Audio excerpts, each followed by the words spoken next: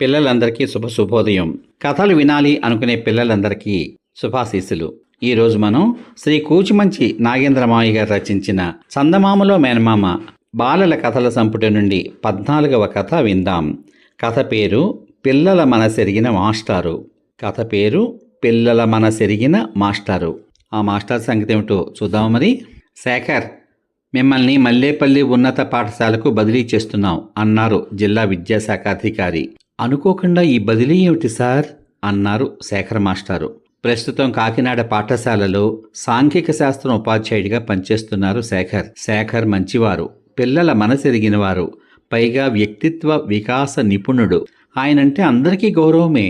మల్లేపల్లి పాఠశాలలో ఉపాధ్యాయులందరూ చాలా క్రమశిక్షణ కలవారు. పైగా పాఠాలు బాగా చెప్పగలిగేవారే కానీ అక్కడ ఎప్పుడూ పరీక్షల్లో విద్యార్థులు ఎవరూ ఉత్తీర్ణులు కావడం లేదు. నేను 2 సార్లు పాఠశాల సందర్శించాను. అంతా బాగానే ఉంది, క్లాసులు బాగానే జరుగుతున్నాయి, పిల్లల హాజరు కూడా బాగుంది. కానీ పరీక్షలో మాత్రం చాలామంది ఫెయిల్ అవుతున్నారు. కారణం తెలుసుకుని సరిదిద్ది రావాలి. నా మాట కాదనరు అనే నమ్మకంతో మిమ్మల్ని ఈరోజే మల్లేపల్లి బదిలీ చేస్తున్నాను అన్నారు జిల్లా విద్యాశాఖాధికారి. భలేవారు సార్, పిల్లల బాగు కోసం ఎక్కడికన్నా వెళ్తాను సార్ అని బయలుదేరారు శేఖర్ మాస్టర్. మల్లేపల్లిలో విశాలమైన ఆవరణలో పెద్ద పాఠశాల. తనెప్పుడూ అలాంటి స్కూల్ చూడలేదు. వరుసగా ఉన్న క్లాస్ రూములు, పెద్ద ఆట స్థలం, ఒక పక్క పెద్ద చెరువు, తామర పువ్వులతో కళకళలాడుతోంది. హెడ్ మాస్టర్ దగ్గరకు వెళ్ళి తనను తాను పరిచయం చేసుకున్నారాయన. రండి శేఖర్, మీ గురించి సార్ ఫోన్ చేశారు, మా ఉపాధ్యాయుల్ని పరిచయం చేస్తాను అంటూ తీసుకువెళ్లారు హెడ్ మాస్టర్. పెద్ద పెద్ద తరగతి గదులు, కూర్చోడానికి బెంచీలు, మంచి కాంతి, చాలా బాగున్నాయి. పిల్లలంతా శ్రద్ధగా పాఠం వింటున్నారు.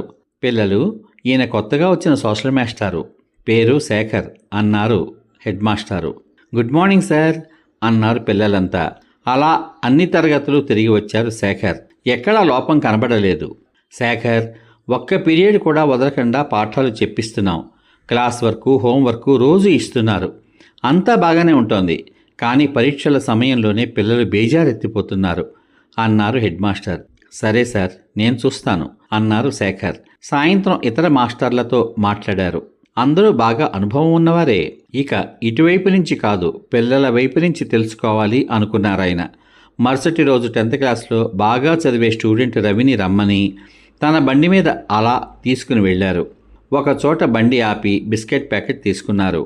ఒక బిస్కెట్ వాడికిచ్చి, బాబు, మీ క్లాసులో పాఠాలు అంత బాగా చెబుతున్నా కిందటిసారి ఎవ్వరూ పాస్ అవ్వలేదు, కారణం ఏమిటి అన్నారు.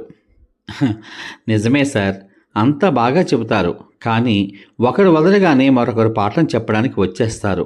అందరికీ సిలబస్ అయిపోవాలనే తపనే తప్ప మాకు కొంత ఊపిరి తీసుకునే సమయం కూడా ఇవ్వరు. ఈసారి కూడా పాస్ అవ్వడం కష్టం సార్ ఇలా అయితే అన్నాడు. అదేమిటి, ఈ విషయం మీరు టీచర్లకు చెప్పలేదా అన్నారు శేఖర్. ఎవరు చెప్పనిస్తారు సార్, వచ్చి రాగానే పాఠం మొదలుపెట్టేస్తారు, మధ్యలో మాట్లాడినెవరు. పీరియడ్ అవ్వగానే మరో తరగతికి పరుగులు తీస్తారు. ఈలోగా మరో మాస్టర్ వచ్చేస్తారు. అయినా అంతే, మా స్కూల్లో విద్యార్థులు ఫెయిల్ అయిన దగ్గర నుంచి ఈ ఒత్తిడి ఇంకా పెరిగింది అన్నాడు రవి. ఓహో, పిల్లల మీద ఒత్తిడి ఈ విధంగా ఉందన్నమాట అనుకున్నారు శేఖర్ మాస్టర్.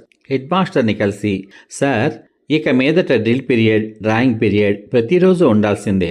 అలాగే ప్రతి పీరియడ్కి మధ్యలో 10 నిమిషాల సమయం ఉండాలి సార్ అన్నారు శేఖర్. అలాగైతే ఎలా, పాఠాలు పూర్తిగా అవ్వద్దు అన్నారు హెడ్ మాస్టర్.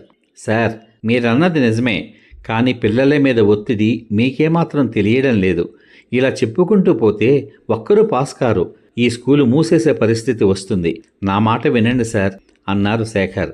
డ్రిల్లు, డ్రాయింగ్ మాస్టర్లను కలిసి, ఈ రోజు నుంచి మీ పీరియడ్లు మీరు తీసుకోండి, హెడ్ మాస్టర్తో నేను చెబుతాను అన్నారు. హమ్మయ్య, ఇన్నాళ్లకు మాకు పని దొరికింది. మా పీరియడ్లలో కూడా లెక్కలు చెప్పాలని, సైన్స్ చెప్పాలని ఒక్కొక్కసారి జరగనివ్వడం లేదు సార్. హెడ్ మాస్టర్కి ఏమీ చెప్పలేక, ఊరికే కూర్చోలేక సతమతమైపోతున్నాం అన్నారు వారు. ఆ రోజు నుంచి పిల్లలు ఆటపాటలు, డ్రాయింగ్లో కూడా పాల్గొంటున్నారు. క్లాస్ అయిన తర్వాత విద్యార్థులతో మాస్టర్లు కాసేపు మాట్లాడాలి అన్న శేఖర్ విన్నపం మంచి మార్పు తీసుకొచ్చింది. పిల్లల్లో ఒత్తిడి తగ్గి జ్ఞాపక శక్తి పెరిగింది. అలా నెల రోజుల్లోనే ఆ స్కూలు వాతావరణమే మారిపోయింది. తర్వాత ఆ స్కూల్లో 10వ తరగతి విద్యార్థులందరూ పాస్ అయ్యారు. పిల్లల మనసెరిగిన శేఖర్ మాస్టర్ని అందరూ అభినందించారు. సమాప్తం. ఇంతవరకు మీరు శ్రీ కూచిమంచి నాగేంద్రమావయ్య గారు రచించిన చందమామలో మేనమామ పిల్లల కథల సంపుటి నుండి పిల్లల మనసెరిగిన మాస్టారు కథ విన్నారు. విద్యార్థి దశలో పిల్లలకు కావాల్సింది కేవలం పుస్తక జ్ఞానం మాత్రమే కాదు. విద్యార్థికి శారీరక ఆరోగ్యం ఎంత ముఖ్యమో మానసిక ఆరోగ్యం కూడా అంతే ముఖ్యం.